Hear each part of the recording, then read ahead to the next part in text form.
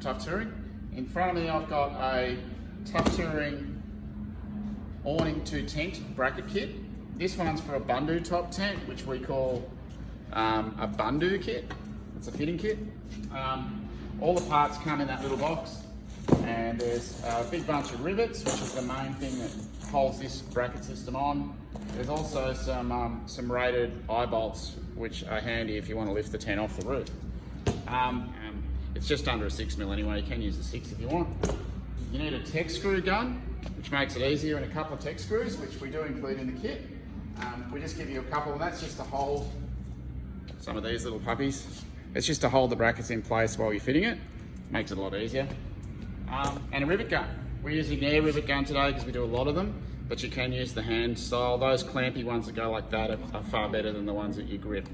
Just word of advice, because you've got to do about 150 rivets in this kit. I'll put the tent up, and then I'm going to get the mattress out, just because I don't want to drill any holes in the mattress, yeah? Battery works awesome. In fact, we've stopped using the cables because we're going to have to find them. But yeah, 100%. It never fails. It's just a direct winch feed there, so it's super easy way to put the tent up. Okay, so when you put the strap through the mattress, if you can use a strap, because it makes it a lot easier to fold the mattress in half. Run your strap under the tent, so you can reach it from the other side and leave your clip on this side. So use a longer strap if you can.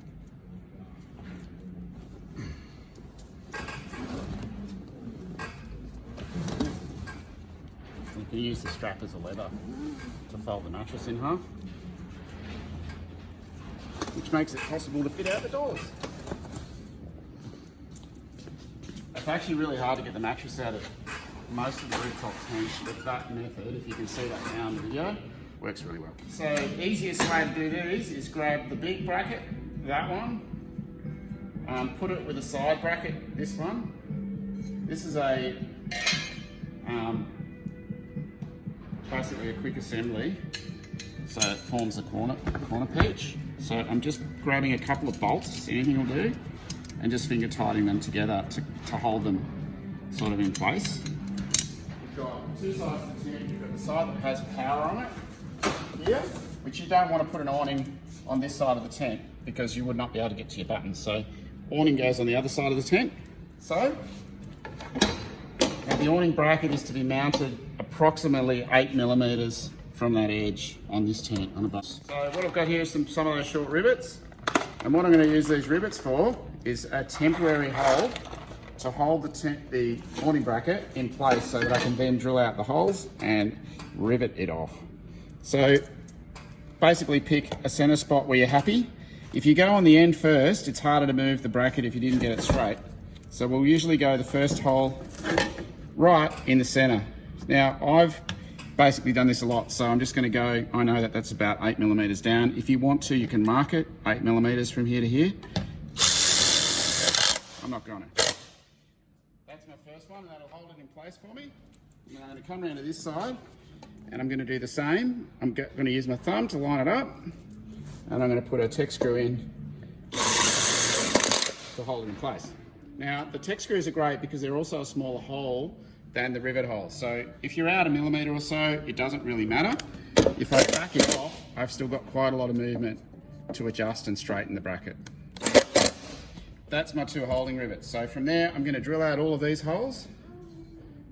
This hole here, or this combination of holes, is for my over center latch, which is presently sitting on the side of the tent. That's going to get drilled out and removed and replaced back around here on this bracket as well, which we'll show you during the course of it.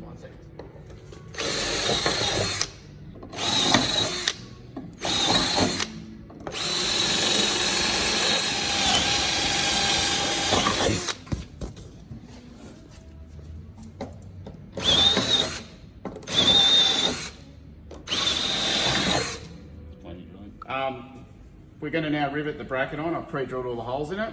This is the most fun part of the install if you've got one of these. It's also the worst part of the install if you don't have one of these. They're fantastic. Get air tools, they're great.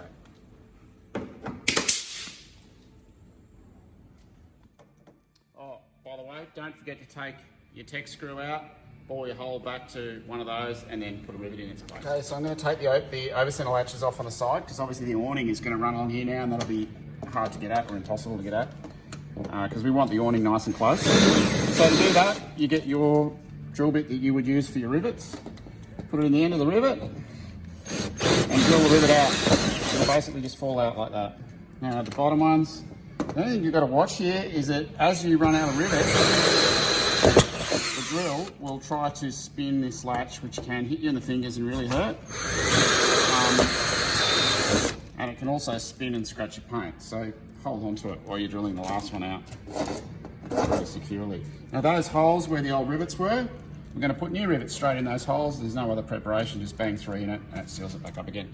The rivets, by the way, are a sealed head type, meaning that you don't need Sikaflex and they are impervious to water and ingress and dust. Latch, we've got laser cut holes for you, basically so you don't have to go through the 3mm plate steel, which is quite a lot of drilling. So put it where you want it. I do that, it's easier. Put my drill bit in the top one. I'm just drilling through the aluminium. And then I'm going to punch a rivet through it. Now in the pack, some of the rivets are a little bit longer. You'll find the longer one. So punch that through your hole. And then use your tool. Whoops. Give me tool.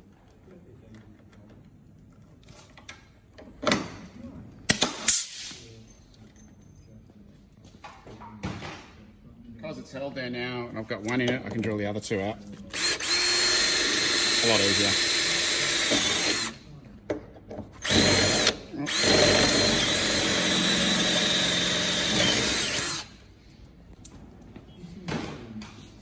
Longer rivets again.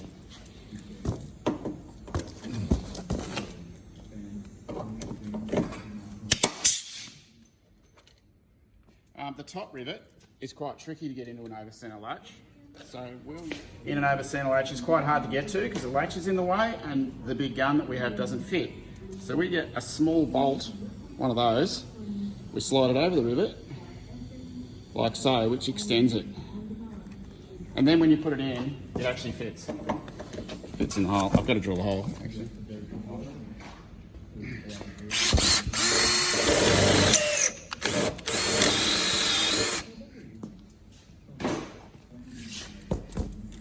Okay, you can sort of see the bolt there. Still a bit of wiggling to get in there. But then when you whack it, your bolt stays there, but you can knock it off and your nut sits in there perfect.